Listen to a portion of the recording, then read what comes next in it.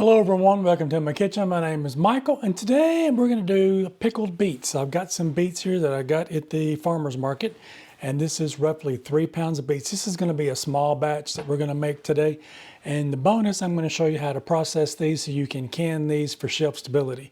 If you just want to make a small batch, put them in the refrigerator, that works just as well.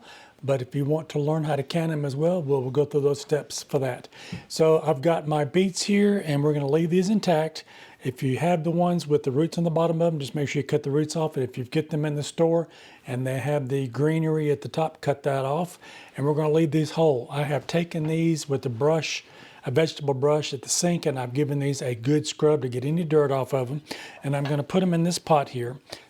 So with these, I've got about 5 beets here. This is roughly my 3 pounds of beets. And with this, you can double, triple, quadruple, whatever you want to. Just take the same measurements we're going to use for the brine that will be used for our pickling. And then if you want to use 6 pounds of beets, 9, 12, whatever you want to do, just make that much brine for that. So this will be a small batch today to show you how to do it. I'm going to take this and I'm going to fill it full of water. And my beets are still raw. They just got a good scrub on that. All right, so I've got my beets covered with my water now, and I've got a black lined pot here. As you know with beets, if you've ever seen them, they could stain things. So if you've got a pot that you really like and you don't want it stained, you might get a black lime one, or you can use the stainless steel pots. Those work great too. Just put enough water in there to cover those up to bring those to a boil. And once these get boiling, I'll tell you what we'll do next. All right, my beets have come up to a boil now, and we want to make sure we keep those submerged. If you need to add a little bit more water, I've got a kettle over here with some hot water in it if it looks like it's boiling down too much. And then what you want to do is you want to take a fork and you want to stick it just like you're checking a potato to see if it's done. So once they become fork tender, then you turn them off and they're ready to go, and you come back and we'll go on to the next step. But cook these until these are fork tender, not mushy, fork tender. I've moved my beets to the stove now and they're over there boiling, cooking, and we'll check on those again in just a few minutes once we get the fork tender done on that. So if you're going to water bath can them, I've got my water bath canner here. I've given this a good rinse off, so I've got that nice and clean also. If you've never water bath canned before and you're looking to get a canner like this, make sure that you get one that has a rack in it. You want to make sure it's got a rack in it. That way the jars, when you put those down into the canner, they're not banging against the bottom. There's just a little bit of space between where the jars are from the bottom to protect them from banging around on that. So make sure that you get a canner with a rack in it. Now with that, I'm going to go ahead and fill my canner up because that's probably going to take about as much time as these things are going to cook to bring this up to temperature. If you put hot brine and hot beets in a cold jar, you could risk it of breaking these. So you definitely don't want that. So what I'm going to do is I'm going to take this, I'm going to put this on the stove, and I'm going to fill each one of these jars up with water here on the bottom. I'm just going to put them down into the bottom just like that. And then I'll fill up each jar with water, and then I'll completely fill the canner up with water till I get 1 to 2 inches above the jar. The reason I do that is because if you don't, you try to put those in there, they just want to float around on you. So I always put the weight in the jar with the water, that way they're on the bottom, fill the canner up 1 to 2 inches above with water. And when you do that, you put that on the stove and you want to warm that up to about 180 degrees Fahrenheit. And just put that on low, and that'll come up about the time that the beets are about to get done, and this will be up to about the temperature that you need it about the same time. So I'm going to go ahead and fill this up with water on the stove. I'll come back and we'll talk about our brine solution. All right, I'm back and my beets cooked 45 minutes. So depending on how big yours are, that might take a little bit longer. So anywhere between 30 to 45 minutes is going to be a good time for those. So I've got those out here now. You can see they're still steamy. I'm going to set these to the side and let these cool down a little bit so I can handle them. And we're going to take that skin off the outside. My beets have cooled down enough now. I'm going to put them here on this paper.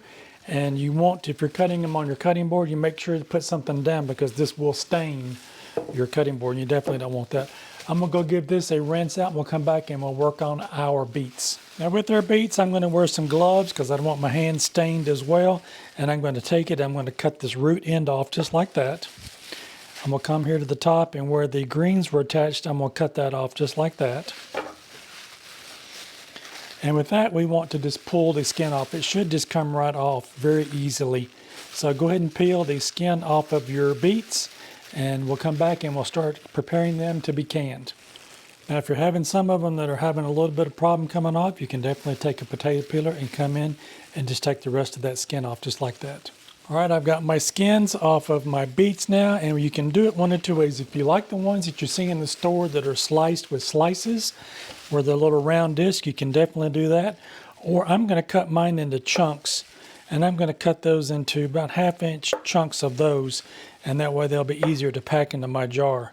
So I'm going to show you what I'm going to cut mine up here to look like. That's about maybe 1-inch cubes on those. I'm going to continue to work on these and put those back into that bowl. All right, I've got my beets cut up, and you can see that it did stain that paper quite a bit, and it even came through a little bit, but my cutting board is saved. So definitely use the paper. It's a good trick on that. So you can see here I've got my beets. They're really pretty. Got them in my cubes. I'm going to set this to the side. We're going to start working on our brine and our jars and everything. You want everything ready to go because this next process is going to go really quickly. All right, I've got my beets sitting there. Let's go ahead and make our brine now. So I've got a stainless steel pot here. If you've got stainless steel or you've got something that has a ceramic lining in it like a Dutch oven, you want to use that. You do not want to use anything that's aluminum because the vinegar that we're getting ready to put in here would react with that aluminum and you might get an off-putting taste in your brine, and we don't want that. So stainless steel or some type of a Dutch oven that you've got that's got some type of ceramic liner, no aluminum. Now the vinegar that I've got here, I've got 2 1/4 cups, so that's 540 milliliters, and you want to use a vinegar that has a 5% acidity level to it. If you make vinegar at home, you can't control that acidity level in that. You need to use store-bought white vinegar, and it has to be 5% acidity. And let's go ahead and put that into our pan that we have here. I've got 1 1/4 cups of water, or that's 300 milliliters. I've got 1 cup of sugar, or 200 grams. Now I've got 1 1/2 teaspoons of pickling salt, or if you use kosher salt, measure it out to be 8 grams. So pickling or canning salt or kosher salt, you want whatever salt you've got, that the only ingredient in it is salt. You don't want any preservatives, you don't want any iodine, you don't want any anti-caking agents. The only ingredient on your salt should say salt only. I went on and turned my heat source on. I've got 1 cinnamon stick. I'm just going to drop that in just like that. And I'm going to give this a stir before I put my spices in, just to make sure that I get that sugar and that water and that vinegar incorporated.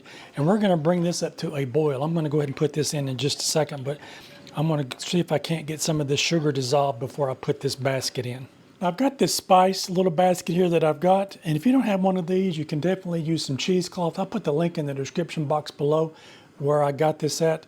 This is really nice. You just put your seasonings in it. Now I've got pickling spice here, and this is 2 teaspoons of pickling spice. I'm just going to add that into this little basket.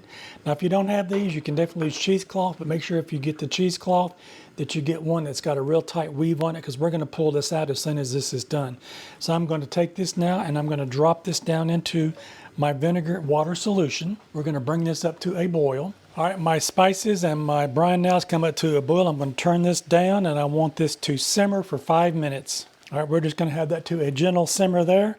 Set your timer for 5 minutes. We'll come back and we'll move on to the next step. Get those jars ready. It's time to start filling them. My spices are done now. Let's take these out. They've done what they needed to do. There's our cinnamon stick. And there's our little basket that we've got with our spices in it. Everything is still intact. We don't have anything out loose in our brine, so that looks really good. So now let's start filling our jars. So these are tongs. This is not what we grab our jars with. We grab our jars with this. This is a jar lifter, and make sure that you get something that's got something that you can grab a hold to the top with, because you definitely don't want to drop the jars because they're hot. You're going to have hot food in them. With the tongs, they could slip out of your hand and break, and you could get hurt. So definitely get something that's used specifically for canning. This is a jar lifter for canning. I'm gonna go get a jar, we'll come back and we'll fill it up. All right, I did empty the water out of the jar. I put it right back into the canner so it's ready to go when we get these jars filled up. I'm gonna take a funnel here and we're gonna fill these up until we get about to where the lip here is on the bottom of where this jar is. We want to put a 1/2 inch headspace with our brine in it. So we want to fill our jar up here with our beets.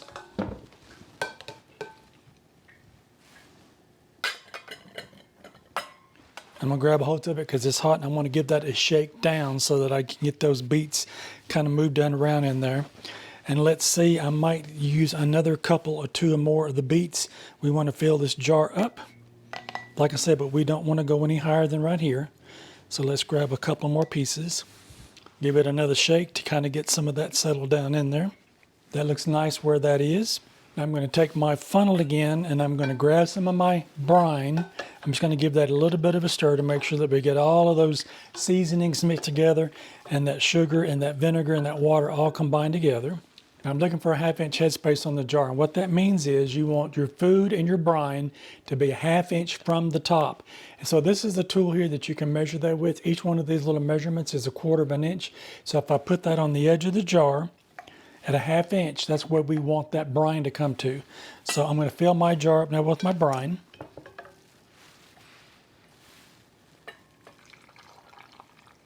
And let's take a look and see we're about 1 inch now away from that. So we'll put just a little bit more in. I'll move that away so you can see. Now we're going to set this in there. So we're not quite there yet. We're about 1/4 inch low. So we'll put that back up here and put just a little bit more of our brine in.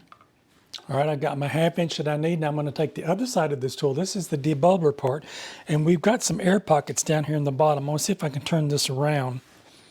I better use my little tool here. See if I can turn this around and show you from the front. You see these air pockets down here in the bottom. We don't want those in there. We want to remove those. If you leave those in there, it could change the headspace that you've got because then the air will come up and your liquid will go down. So just take the edge of the tool here and we want to run that down the side until we get all of those air bubbles out of the top. Now it's probably going to change the headspace that I've got here. So I'm going to have to go back in there and give that another measure and see what that did to my jar. And it did change it just a little bit. So let's put just a little bit of brine in there. And we're back where we need to be.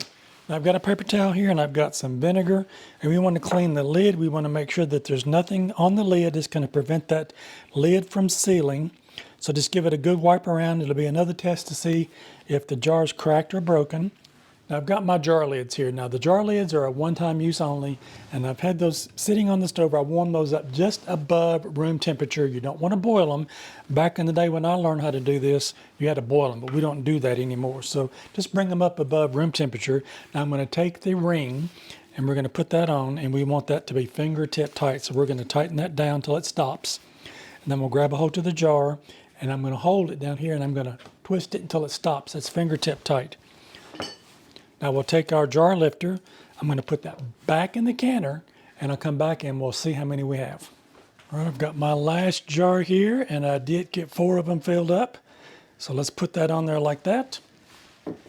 I'm going to turn my heat up until I get this water to boiling. So I've got my jars in there. You can see I've got 1 to 2 inches above the top of it. I'll meet you back up front and we'll talk how long this is going to process. All right, I used all of my beets. You can see here, those are all gone. All of my brine is gone. That is gone. So that was enough for 4 jars. So if you got your 3 pounds of beets roughly, that'll fill up the jars that you'll have there. So what we want to do now is I've got the canner turned up really high and I'm waiting for that to come up to a boil. I want that to be a rolling boil, not just a regular boil, but a rolling boil. We'll put the lid on it. Once it hits that rolling boil, we'll set the timer for 30 minutes. And that time is based on where I am now. So if you're 1,000 feet or below above sea level, 1,000 feet or below above sea level, then your processing time is 30 minutes. And I'll put the link in the description box if you live at a higher altitude, because that's going to change how long you process the beets. So where I'm at, below 1,000 feet above sea level, it's 30 minutes. Check the description box if you live at a higher altitude, and that will tell you how long you need to process your beets for.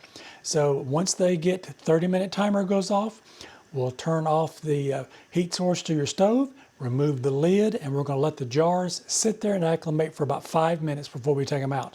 When we take them out, we'll come back and we'll talk about how we're going to store them, or if you don't see one that's not sealed right, then I'll let you know what we can do with that. I'll see you in just a few minutes. I am back and I've got my pickled beets out of the processor now. These are done. They sat in there for the 30 minutes based on my altitude, and then I let them sit in there for 5 minutes once they completed the 30-minute processing. So now we're just going to let these sit at somewhere and cool down. You want to put these somewhere away from anybody that might want to touch them or get hurt. I got mine resting on this rack here, and we want these to rest between 12 to 24 hours and let these completely cool down. You don't want to touch them. You don't want to do anything with them. Now, if you see any water on the top of them, just leave that on there. That one just sealed. You heard that little ping. If you've never canned before, if you hear that noise, that means that the jar has sealed down. So we're just going to leave the water on the top of it. You don't want to mess with them. You don't want to be shaking them around and stirring with them because it could mess up the seal. I'll come back and I'll tell you how we're going to store these and what the best time is to start eating them. I'll see you when these have cooled off. I am back and my jars have cooled down now, and we want to check to see if we've got some seals on those. So you can see the rings on those are all loose, and that's what you want to see, and that's what we want to make sure that it happens. So at this point, we're going to check to make sure we've got good seals on our jars. So you want to take the ring off of it, and you test it just by picking it up on the top. Now, if the lid stays where it is, it's sealed down, and we've got that little dimple on the middle that's down, so we know I've got a good seal on this jar. And let's check the other ones to make sure we've got good seals on the other three. That one looks good. That one looks good also. And the last one, I've got 4 sealed jars here, and that is a good thing. Now at this point, if you found one that wasn't sealed, just as it has cooled down, at that point you can put the ring back on it, put that one in the refrigerator, and you can eat on that one. But we're looking for 4 sealed jars, or how many ever you made, and we'll be able to put those on the can shelf. Now when you store those on the can shelf, you want to store them with the rings off. You do not put these back on them once you take them off. And that way is if some unknown reason the lid on it loses its seal while it's sitting on the can shelf, you'll be able to tell because it won't go back down on it. If you leave the rings on it, there'll be maybe a slight enough pressure on it that it could push it back down there and you'd get a fake seal on it. And at that point, it's been exposed to air and you could get mold and bacteria in there, and that's definitely not a good thing. So store them on your can shelf with the rings off of them. Now, if you find one later on down the road and the lid is not sealed on it, you throw the contents of that one away. You do not do anything with that other than take it out, throw it away, and clean your jar and go again. You do not eat that one. Now, if you decided you didn't want to can your beets, that's okay. At that point, you pack your jars, put your ring on it, put the lid on it, put how many ever made in the refrigerator. And the best way for those is to let those sit and pickle for 7 to 14 days. So a week to 2 weeks, let those pickle in the refrigerator. And the same thing goes for the ones that you canned. Let those sit on the can shelf for a week to 2 weeks. And then at that point, you can take one out and eat it and put the ring back on it at that point, put it in the refrigerator once you've opened this up, or you've got those little plastic ones that you can put those lids on those that work really nicely too. So let this pickle for about a week to 2 weeks, and then these will be fantastic to eat. If you like this content, maybe you might consider giving me a thumbs up. I would really appreciate it. And while you're at it, check out one of these other 2 videos over here on the side. You might find something else you like. Don't forget to like, share, and subscribe. Leave me a comment. Let me know how your pickled beets turned out, or if you do anything different, I'd love to hear from you. And I'll see you in my next video. Bye-bye now.